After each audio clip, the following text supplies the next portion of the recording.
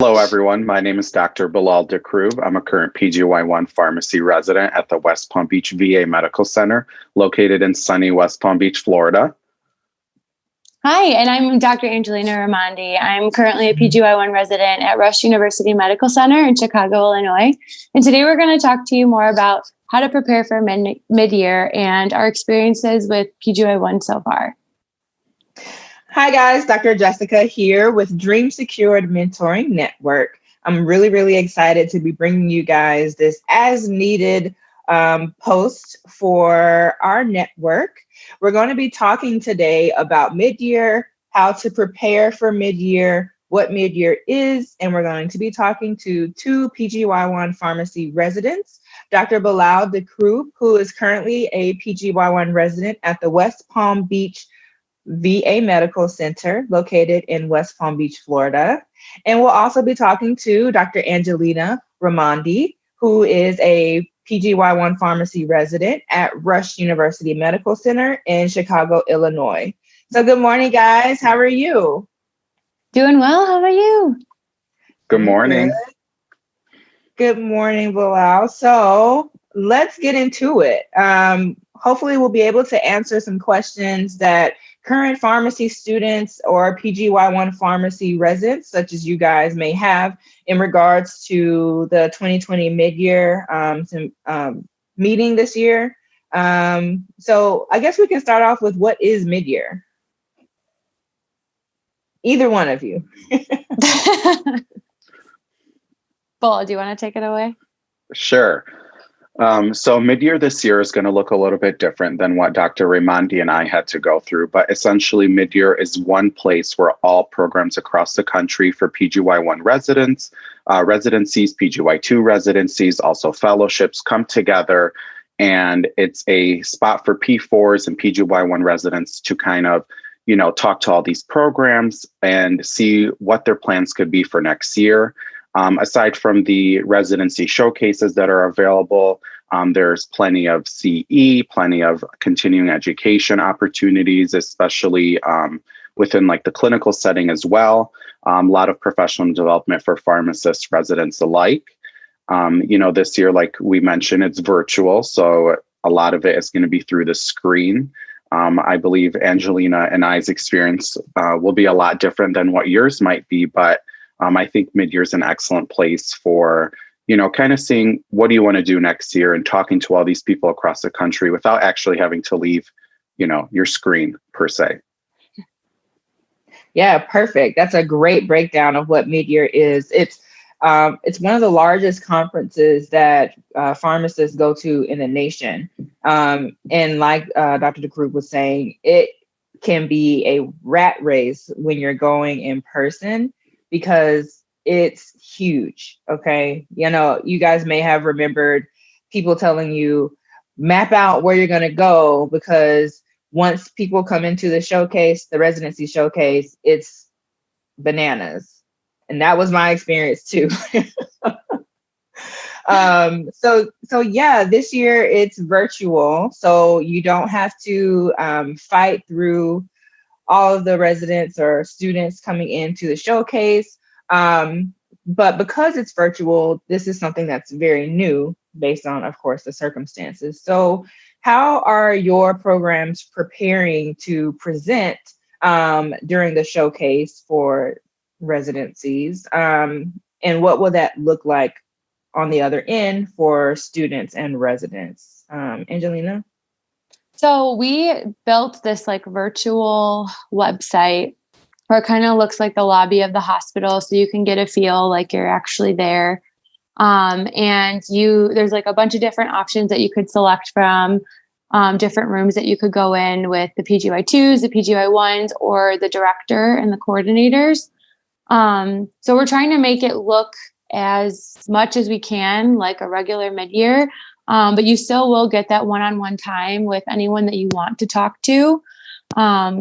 It just might be a little difficult when there's other students in the room, but sometimes that can be used to your advantage, because then you could listen to other questions that you may not have thought to ask, and listen to the answers and maybe take those questions to other programs too, and find out a little bit more about that. But yeah, we're definitely trying to mimic it as much as we possibly can to how it would be. And you definitely will still get that one-on-one time. Oh, that's really good advice to listen in on the questions that other people are asking, and use that when you're going to a different program. That's really good. What about you, Dr. Dakroub Bilal? Yeah, so echoing kind of what Dr. Raimonde was saying. So our program also is utilizing a website-based platform. The way ours is going to work, from my understanding so far, is prospective residents will kind of come in, they'll be in a lobby waiting area, and they'll kind of be funneled based on their interests. So for example, there are 4 current residents right now, one of whom is going to get a job straight out of residency, and then the other 3 are all early committing, so more on that later. And depending on your interest, you'll kind of be funneled into one of our boxes. You'll have the opportunity to chat with us. And then if you want to speak to our program director, you will have that opportunity as well. So it's a little bit different this year, but I feel like the one-on-one time will still be there, and we'll all be able to connect even if it's virtually.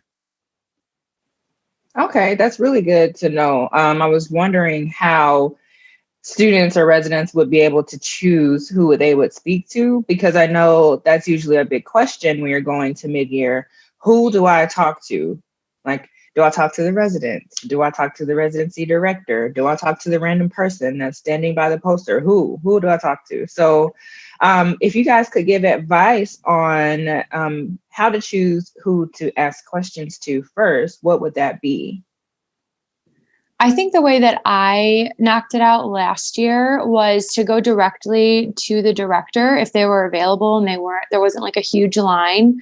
I think talking to the director was something that I was most nervous about. So I like to kind of tackle that right away, and then calm down and talk to the residents afterwards. That might not be the case for everybody, but when you talk to the director, you really get a good feel for the program. They're the ones who's your main boss. You want to make sure you mesh well with them first. I think that's super important. And that's part of the reasons why I ranked my current program so highly, was because I really, really love my director. And then secondly, I would go to the residents next. And you could ask the residents any question you want, and ask them what their hobbies are, ask them unique questions that you normally wouldn't ask a superior. And you can really get a feel for how that resident is handling the program. But if you're not going to talk to more than one resident, I wouldn't use that as your sole understanding of how the program is. Every resident is handling residency a little bit different. Some people are they might be in a really hard rotation right now. And they might be a little more tired than some of the other residents too. So if there are multiple residents that are available, I highly recommend mingling with a couple of them while still managing your time appropriately. Yeah, that's a really good point, Dr. Raimonde. So I and I'm sure Dr. Raimonde did the same. We had a list of places, programs we wanted to speak with. And I think the biggest gauge on if you really want to go to a program is looking at their residents. So it's not only the residency interviewing you per se, it's you also interviewing the residency, because you don't want to commit to a year somewhere where you're not going to be happy. The only time I felt like I went to the program director was, we always hear this quote that pharmacy is a small world, was when then on my P4 rotations, I made connections where I had a reason to go to that program director and introduce myself and say, hey, I know X and X preceptor. I was their student, just wanted to say hi. And you build that connection and bring up your name. So that way, when they come across your CV or your package, it like a light bulb goes off. I also talk to the residents as well, just to see were they happy? Tell me about the program. I think one of the biggest questions that I would always ask is, would you re-rank this program and go here again, knowing what you know now back when you first applied? And I felt like most of the programs that I spoke with, I got yes. So just take that time to, look at the residents, see how their body language is, their tone. Are they happy with the program? Angelina made a really good point. That's your one-on-one time, because we were students not too long ago, and we kind of know exactly how it feels. But also keep in mind, because it's virtual this year, there's going to be probably way more people attending. So you want to make sure you come in prepared, know your questions, because I'm sure there's going to be, a waiting room filled with people who are just anxiously waiting to also talk to the residents. That's really good advice, guys. Really, really good. I think for sure, talking to the residents, current residents, and taking into consideration, like you said, Dr. Raimonde, that if they're on a hard rotation right now, their perspective may be a little different than, if they're on an easier rotation. So definitely take that into account, guys, when you are discussing the programs with the residents. And then also kind of viewing their body language when they're talking about it. Are they closed off when they're talking about the program, or are they very open and like, oh yeah, this has been great, this is that. What else? So you kind of touched on different questions that you all asked when you were students or P4 students going in. Were there any other questions that you think, now being a resident, that you would want someone to ask you, or questions that you would just say, don't ever ask this question? I feel, yeah. oh, no, go ahead. I feel like some of the questions that if someone asks me, I almost would be inclined to like write your name down and be like, oh no, this is not going to work. Anything that's kind of on the website, don't really ever ask about stipend. I think the culture around the country knows that resident salary is obviously not full pharmacist salary. So that's something you could possibly see in a brochure. Don't ever ask, is residency easy? Is it hard? It's very circumstantial. It depends on the person. If you're ready to, show up and hustle for a year, you might not struggle as much as someone who is under the assumption that they might coast per se. I would just say ask unique questions. Don't really ask anything that, you Googled, just to kind of like, you want to leave an impression, you want to leave your name. And if you really impress one of the residents, when our program director comes to us and asks, who stuck out to you today, then we have those names available to share. Angelina? So I think the best questions that I asked were, what were the pros and cons of your program? Or what do you think the pros and cons of your program are? And asking that to multiple people at one booth is really important. Not only because this will help you make your pro and con list right after you leave that booth, but also someone's cons might be your pros as well. So just like, then you could figure out who you're more like, and you could ask them more personal questions like, obviously residency is a lot different from being a student. How do you manage your time? How do you still have time for, your friends and family? What hobbies do you have? What has been your biggest struggle this year? And then once you kind of get to know them a little bit better, you can kind of gauge, okay, well, maybe I'm a lot like this person, and this is really good advice because maybe I need to start, working on this right now to better prepare myself when I do match, so that I can be a more effective resident. Other questions that I ask programs are, what would you like to change about your program? Or what's what's a day in your life during residency like? So they can kind of walk you through, okay, when they get to the hospital, what do they do? How long are they there for? Are they working a lot at home as well? That's really important. I think asking also the culture of the program. So how often are you meeting with the coordinators? How often are you meeting with the director? That was one thing I liked a lot about my program, is that we have weekly resident meetings where our director takes an hour out of her Friday to sit down and meet with us and, kind of address any questions or concerns that we're having. And it's just like an open discussion. And then we also have patient case presentations and stuff. So it's a learning experience too.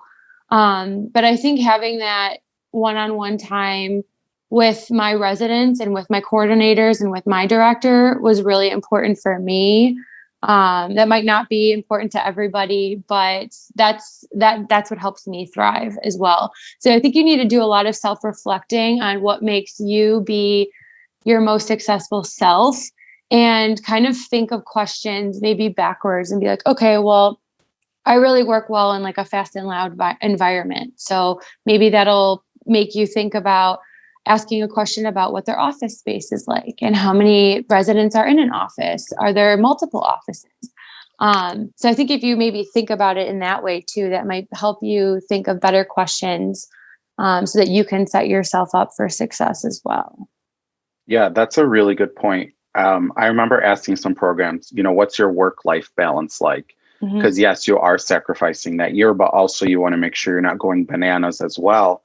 And I also, to your point about, I lost my train of thought.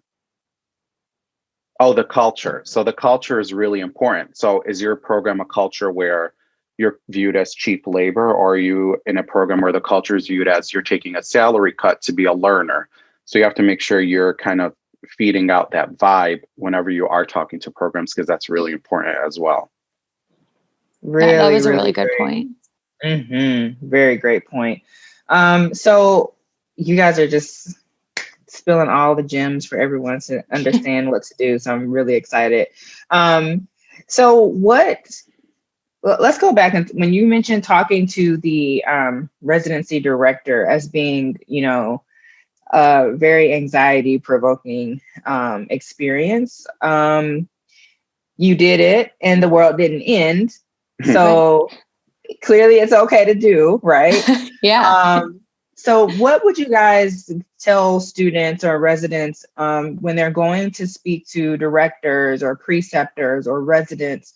What would you tell them in regards to being able to kind of calm those fears or anxieties that they may have when approaching these people?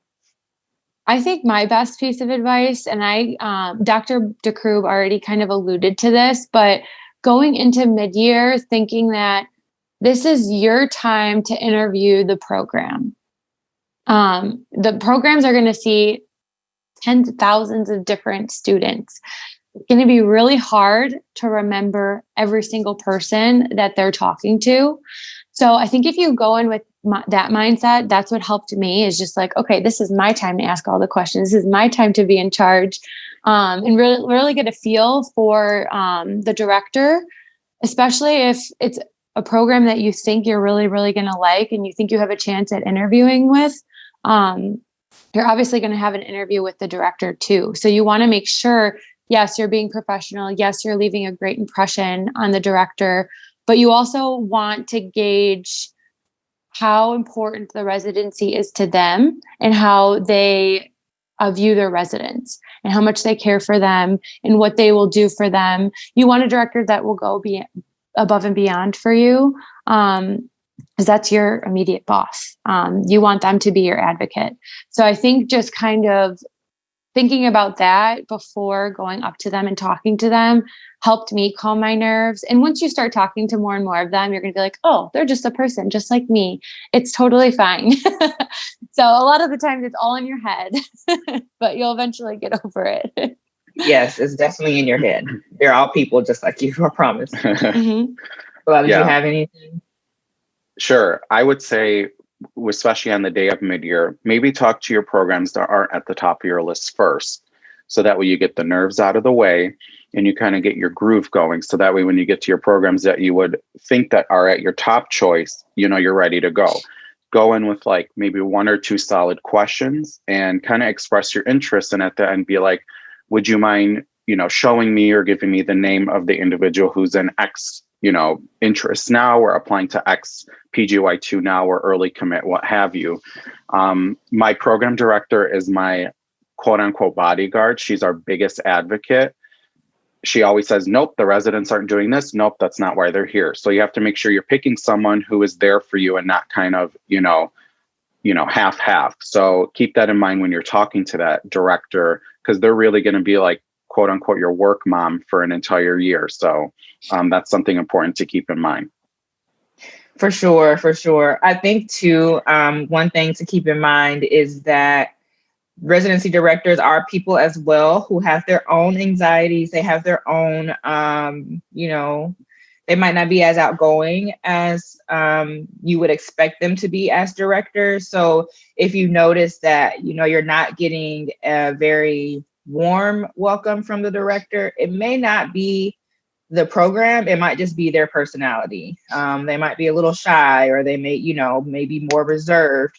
So sometimes it can be hard to read that as well. So if there's other preceptors that are there that are very active in the program, I would also speak to them as well. And this is just speaking on, personal experiences for me. Sometimes the director doesn't represent the entirety of the residency. Mm-hmm. So keep that in mind. They're people just like you. They have anxieties, and they are talking to a lot of people during that one day time frame. So keep that in mind.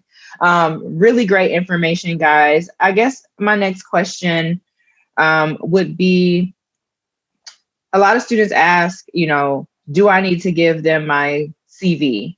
Do I need to give them my business card? And a lot of times I say no, because you're going to be providing that through forecasts when you're applying. So what would your experiences, or what would you guys say to that? I would say no. So first off, when Dr. Raimonde and I were doing midyear, we were flying and all that good stuff. So nobody's trying to lug CVs, check a bag for no CV. But I would say that I would just avoid it, because don't forget that RPD also has so much on their plate as well. And to have to lug those CVs or look at those CVs, it's kind of counterproductive, because that is something that's available through forecasts. Business cards, I would say, that could come in hand. I personally did not use them, but what I did is I would take residents or program directors' business cards, and I would have a notebook, and I would kind of jot down their name, one or two things that I recall speaking to them about. And then a few days after midyear, I sent an email just thanking them for their time, letting them know I really appreciate all the information they shared, and just like summarizing what we talked about, hoping that maybe it would click in their head, so that way when they come across my package, it does, ring a bell. So that's my own personal experience. I know everybody's different, but you just never know. Yeah, I would say I totally agree with everything Dr. Dakroub just went over. I was the type of person that printed out a bunch of CVs on like really fancy paper that was really heavy, and it just added more weight to my carry-on. Granted, no one will be traveling this year, but I think it's important to have your CV ready by midyear, because you will be putting in your applications very shortly after. But I don't think it's necessary to be able to, pass them off, because it is part of the forecast application. Like Bilal said, I think having a business card is important. Virtually, I don't know how you would pass on that information at this point. But yeah, I think definitely having your CV ready before you go to midyear is very important, because once midyear ends, you're going to be so slammed with things that you have to do. The application process takes so much time, and you want to be able to put all that time into your application so that when it's time to submit it, everyone who's reading your application knows, like, wow, this person really, went above and beyond, and they take their time, and they create very thorough work, because that's like your first impression really on the program is how your application's put together, and what your CV likes, and what your letters of recommendation say, and what your letter of intent say. So if you could get that stuff kind of started and done before midyear, it'll help you in the long run. But I definitely don't think that handing off those things during that time is useful in any way, because no one likes paper anymore. Or email. So whatever makes you feel comfortable and prepared. It made me feel comfortable to have it with me, but I didn't give anybody my CV. I think I maybe gave out my business card once, but it was just weighing me down more than it did me any good. Yes. And I think that's the goal, right? Like, you don't have to be extra, guys. Like, I do think the bringing in your or getting business cards from other people would be really, really smart. And then writing down those things that you all spoke about. Of course, this year will be virtual, so you will be able to jot that stuff down or type that stuff up as you go. But I definitely would say, you can send an email afterwards thanking the director and their residents or the preceptors for their time. I will say, we may go back when doing interviews or when we receive applications to say, oh, well, this person said they spoke to this resident. Do you remember speaking to them? And then maybe yes or no. And then we'll say, well, did they send an email? So then we can search through the email to say, oh, yes, we had an email from Dr. Raimonde here thanking us for our time. And this is what we spoke about. And then that might trigger in our heads, oh, yeah, I do remember her. Oh, she was great. She asked great questions, So sending an email that is very specific to the conversation that you had versus it being very generalized, I think would go a long way, especially during this virtual time frame. So really great information. But hold on to your CV, please. Because like you were saying, Angelina, like when you are putting this information in the forecast, you do want to be prepared to have that stuff and get that ball rolling directly after midyear. So what else do you think? I know we mentioned that you're interviewing the program, and I know that there is the personnel placement service that's there. I don't have experience with that, and I know that you guys don't have experience with PPS for midyear, but Dr. Raimonde, you were telling us off camera about what you were told about it. So would you mind sharing that?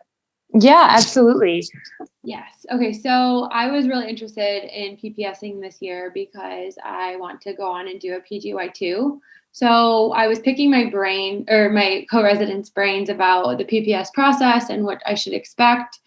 And I was quite surprised by my current co-residents' response. In school, they had told us that PPS was like your shoe-in interview with the program. And that was not the case. So I think it's like that for fellowships, but for residencies, it's really just a 30-minute block of time where you sit down one-on-one with either the program director and a resident or one or the other, and you ask them direct questions for 30 minutes. There may be some programs that ask some questions about you and your interests and your background and what you're looking for in a program. But you still have to submit an application to that program and still interview come January or February. So it's really not a shoe-in experience. And I think it is free this year, but before midyear was virtual, you had to pay extra for it. And I had a lot of people telling me it's not worth it. It's a lot of money. And it's not your shoe-in to the program. So if you guys are thinking about doing that, that's great. But my co-resident did tell me, she's like, be prepared with a lot of questions, because if you don't have questions, you're basically just sitting there in awkward silence for however long you have left. And it's really uncomfortable. So if it's a program that you're really interested in and you want that one-on-one FaceTime with, by all means, but make sure you're prepared for it, because it might not be exactly what your idea was before going into it. Awesome. Really great information, because I had no idea. I was still going along the fact that this was like a shoe-in type of interview process. And so, yeah, really thanks for sharing that, because I had no idea. All right. So I think we may have asked a pretty decent amount of questions. You guys pretty much explained how your programs are going to be implementing this virtual showcase for your program. I believe that they'll be doing research projects where people will do the poster presentations as well. So if you have any advice for those that are going to be presenting their posters, I believe you guys had to record like a 5-minute presentation or something about the poster. So that process is very different as well. When I was a resident, we just stood by our poster and hoped someone would come talk to us. So, or maybe not. So what is that process going to be like this year? Sure. From my understanding is we do have our 5-minute recorded audio, and our poster was uploaded, so it's available virtually. And we kind of will be like sitting in our little box during our poster session, and I believe people can attend virtually at their leisure. Last year, again, we were standing next to our poster as P4 students, and I actually got a PGY1 interview out of my poster because I had a program director come up to me and kind of start picking my brain about my research project. So that was pretty interesting, and I never thought that would happen. So this year it is virtual, so we'll kind of just be waiting and, entertaining questions and visitors as they come through. So it'll definitely be a learning experience, I believe, on both fronts.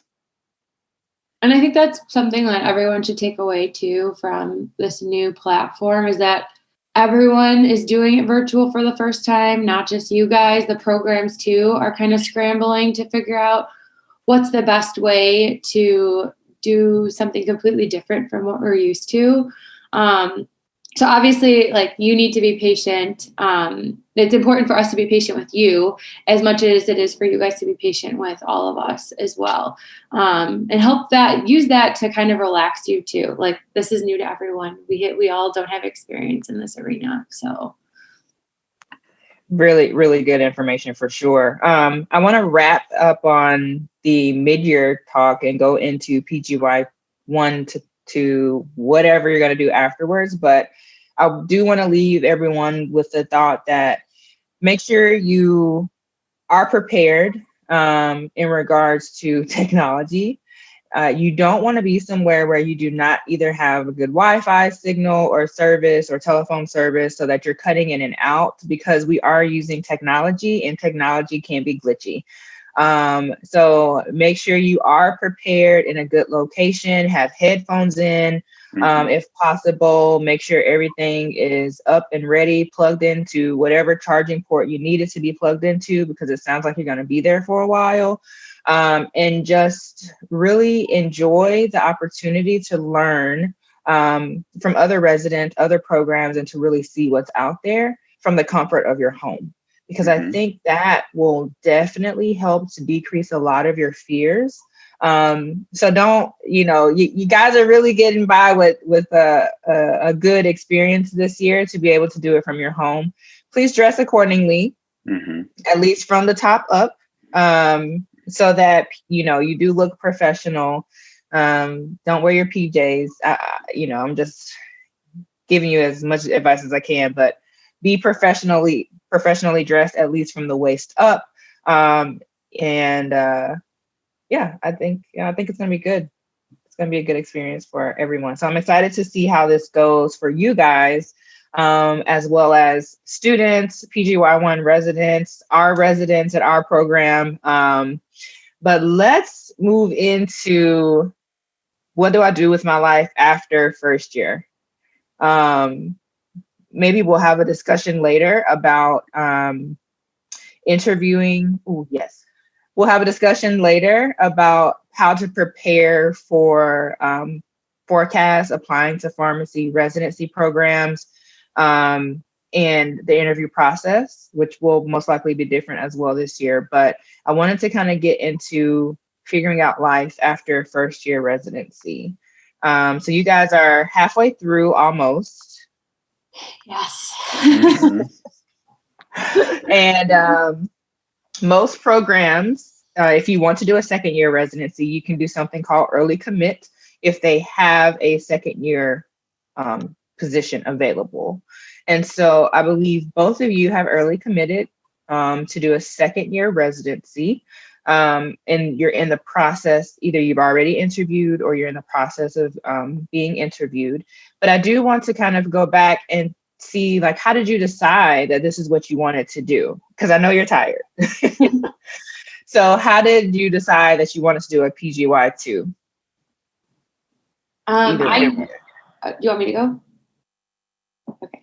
I knew I wanted to do a PGY2 since I wanted to do a PGY1. So my experience is a little bit different. I really want to specialize in hematology and oncology, and that's kind of just the way you get into that, unless other opportunities arise. Every specialty is a little bit different. So I knew that I wanted a program with a HEMONC PGY2 experience and that still offered early commit to their residents. I did interview already, and we won't find out until after mid-year whether or not we're chosen. So there's a couple of my co-residents and I that all were interviewed for one position. So still weighing all of the options available at this point. Oh, wait, hold on, Bilal. Wait. I'm gonna come to you, I promise. But I just want to kind of pick Angelina's brain a little bit, because you are early committing to a position that is only one position. And you said you and 3 other or 4 other co-residents are all applied to that? 2 other, yeah. 2 other. Okay, so 3 of you are applying to the one position. Yeah. What is that feeling like? It's a very tough feeling. I've gotten really close to my co-residents. They've become like my home away from home because I spend so much time with them.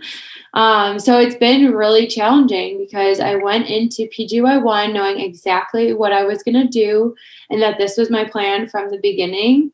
But now getting to know my quote unquote competition, if you want to call it that, I think all of us would be really great candidates. And it really, the hardest decision is for our future program director, because she has to choose one of us.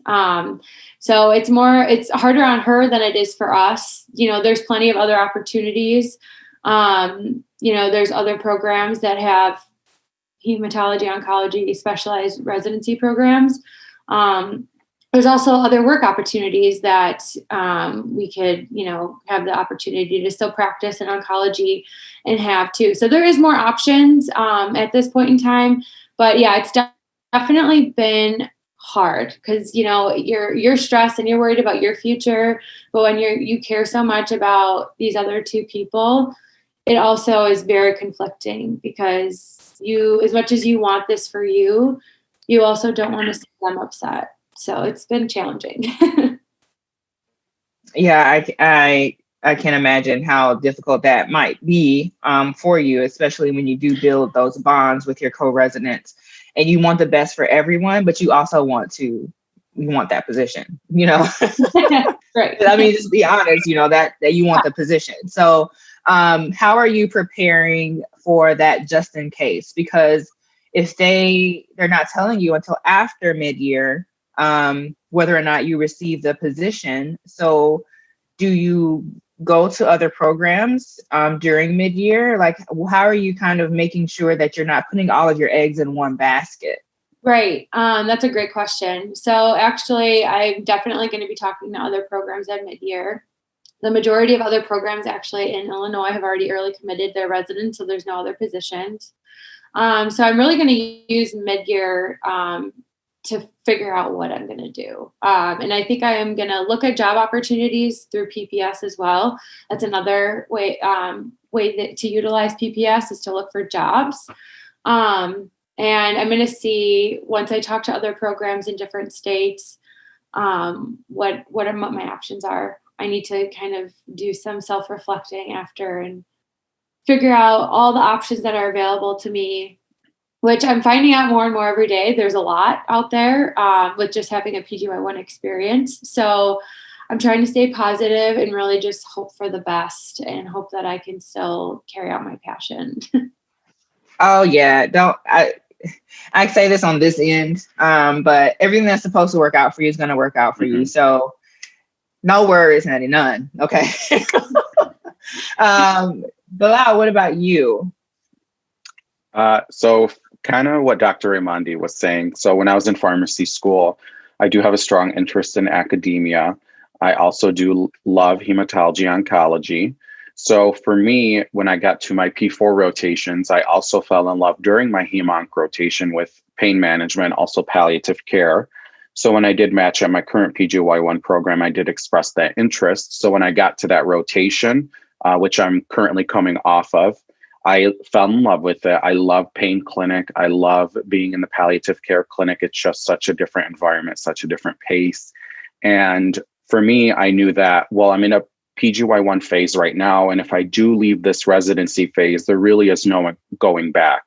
So what's important takeaway from that is to always, build and keep those connections with your mentors, because I did reach out to all the most influential pharmacists that I had coming to this point and asking them their advice. And they all told me basically that a residency is an investment in your education, an investment in your career, and that it's important to keep that going, especially given that, Dr. Raimonde and I, you have that passion and that drive, and you're going to keep going. And it's just another year of your life. And 1 year of our life has already flew by so fast. It's already almost December. I feel like I just started yesterday. So, speaking for myself, I did apply to early commit for the pain management and palliative care PGY2. My interview is not until next week. And I told myself that whatever's meant to be is meant to be. But in the meantime, I've been keeping my CV up to date, still keeping my connections with my mentors and also some of my current preceptors. If I do need those letter of recs and I do have to go through the match. I am at a VA residency, so I do get a lot of job opportunities that come to me via email. So I am keeping, tabs on those. And I know my program director is my biggest advocate. So she will, help me figure out exactly what I'm going to do after with regard to finding a job somewhere and, some of those professional connections that we do have. So just kind of going with the flow, trying my best and seeing what happens. Like Dr. Johnson was saying, not putting all your eggs in one basket because you don't know what's going to happen. So, residency is a wave. So you kind of just ride that wave and you see where it takes you. Definitely. I will say what shocked me when I applied to second year residency programs, because when I was in first year resident, I think initially I was like, I'm not doing a second year residency. Are you crazy? I don't want to do them tired. Okay. I'm ready to work. But I realized that the opportunities with a first year residency, potentially at that time, were pretty slim in regards to what I wanted to do as a pharmacist, which was to be clinical and have autonomy and be able to be one-on-one with my patients in a clinical setting. And so I know I initially wanted to do pain and palliative care. And then I was like, well, let me throw in a little AM care to keep things, keep it spicy, make sure I open up all my opportunities. And then I ended up doing ambulatory care as my profession, what I specialized in. And I'm also doing pain management. So we got both of everything. But, what is that like when you are on that I'm exhausted point in career and you see that there are opportunities out there after first year residency potentially? How do you kind of make that decision? It sounds like, Angelina, you already had your mind made up, but how do you kind of make that decision to go ahead and move forward with a second year residency versus going into the workforce after your first year? I recall when the early commit email first came out some months ago, and I was like, okay, do I just want a job? I'm tired, or do I want to keep going and pursue a PGY2? And then, like I said, talking to my mentors, they kind of gave me that little push that this is an investment. But then I told myself, I was like, I remember the days that I prayed for the things that I have now. And I told myself, if I'm throwing in the towel now after a PGY1, am I really doing myself justice? And how about my patients? Because I could just, jump off and get a job, doing X type of position. But if I really want to advance my practice, especially within a VA, then I really should consider pursuing that PGY2, or else I probably, will be at a disadvantage if I start my job and I'm not up to par where I should be. And that translates into patient care and what type of clinician I'm going to be when I come out of residency. So I think for me, once I had that thought process, I kind of was like, well, I'm going to apply and we're going to see what happens. So, I was in that limbo phase, but once you talk to a few people and you kind of do a little bit of soul searching and you just self-reflect the decision, you'll come up with an answer quickly. I agree. Just to piggyback off of what Dr. Dakroub was saying, you really have to be selfish and think about what you want for your future and what kind of career you see yourself loving and having passion for the rest of your life. I know that's what drove me. As tired as I am and as much as I want to work, I know that this is one more step that I need to take in order to have the career that I want. And again, to be the best advocate for my patients. My passion stems from patient care, and it stems from wanting to be their best advocate and making an impact on their life. And I just knew that I just have to get through it, and it's just one more year. And if I could get through this year, I can definitely do it another year. It's definitely a possibility. I've grown and learned so much within 6 months. I just imagine where I'll be at a year from now. You just have to think about that too. Exactly, guys. Exactly. And I will say applying to second year residency programs is a lot easier than first year positions. So no worries there about early committing or whatever the case may be. I'm sure you guys will get all the interviews if you end up applying to other places, because I was shocked that I got an interview for every place that I applied to. I was like, oh. Well, I guess I know a little something, Yes, you do. I was shocked, but it's definitely way easier than the first year process of applying to residency. The pool is a lot smaller. I don't know, maybe not for you, Angelina, because the pool's too large actually for me. Yeah, you guys are swimming deep. Okay, so I know that these things are going to come about for you guys soon. You'll find out fairly soon what you'll be doing with your lives next year. And of course, I wish the best for you all. I'm very, very excited to see what opportunities open up for you. But, if you guys could leave students and residents with any type of wisdom that you may have or that you wish you would have had going into this mid-year cycle, what would that be? I think my best piece of advice going into mid-year is you need to take the next couple months for yourself. You need to be number one priority, regardless of any extracurricular activities, family, friends. Because if this is something that you really want, you really have to put your heart and soul into it. If residency is what you need to do to get to your goals.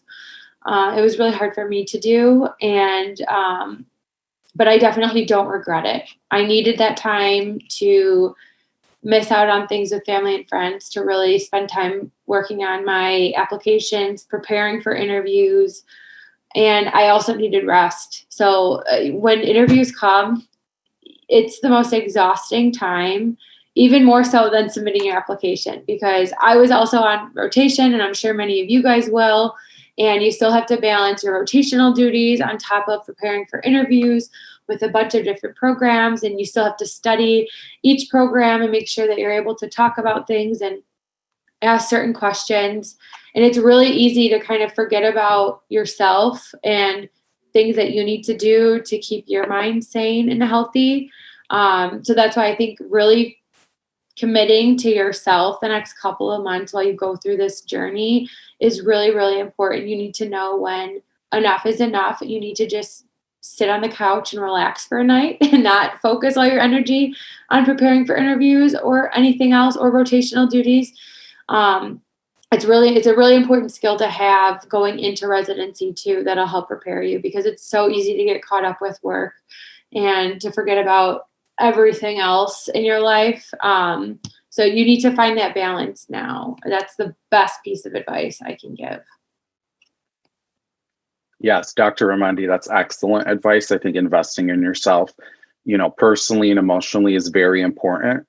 For me, I think the best advice that I could give is to be confident in your abilities. Know that you are striving for this. You're working hard for this. Keep it moving. It's going to get tough. You're going to be exhausted, but you just have to keep chugging along. And then eventually March will come around and you'll be on the other side of that tunnel. And that's a whole nother conversation in itself. But I would say just make sure you're prepared, be confident, and just show up and be yourself. No one's looking for this like perfect cookie cutter pharmacy P4 student. We're looking for uniqueness, and programs are also looking for residents that are going to keep it exciting, you know?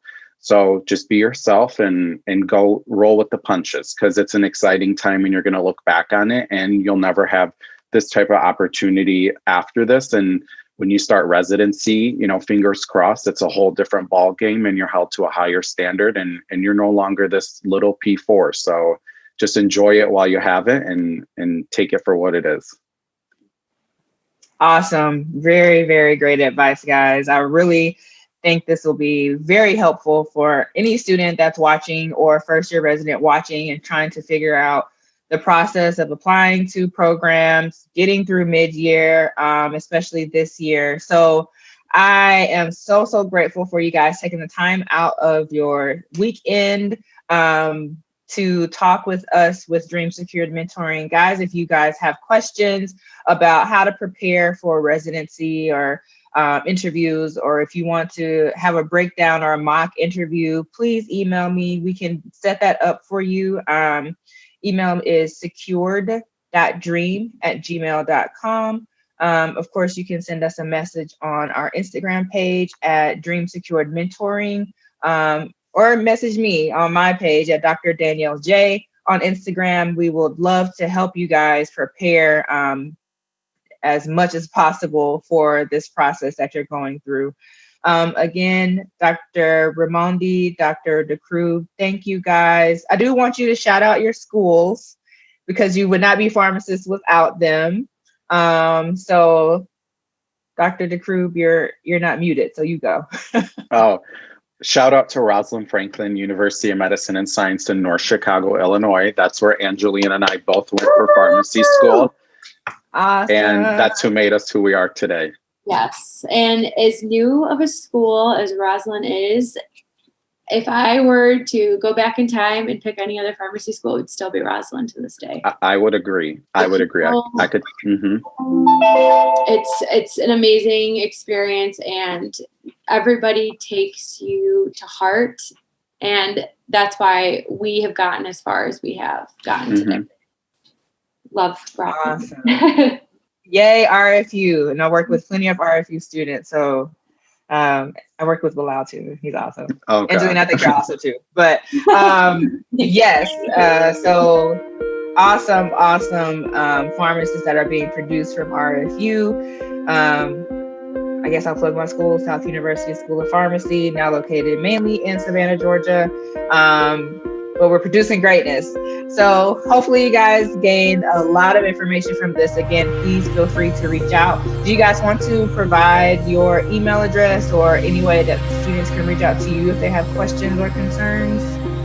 Sure, anyone can email me. My email is really long, but it's Angelina_R_Raimonde, RAI, M as in Mary, O, N as in Nancy, D as in David, E as in elephant, @rush.uk.